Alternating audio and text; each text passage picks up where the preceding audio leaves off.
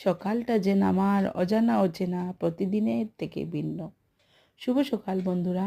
আজকে আমি ব্রেকফাস্টে বানাতে যাচ্ছি ভতুয়া আর আলু পরোটা।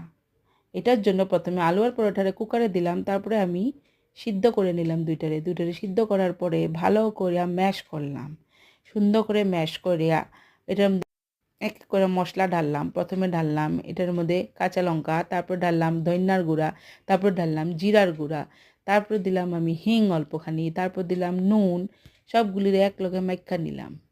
মাখার পরে আমি আটারে আগেই মাইখা রাখছিলাম।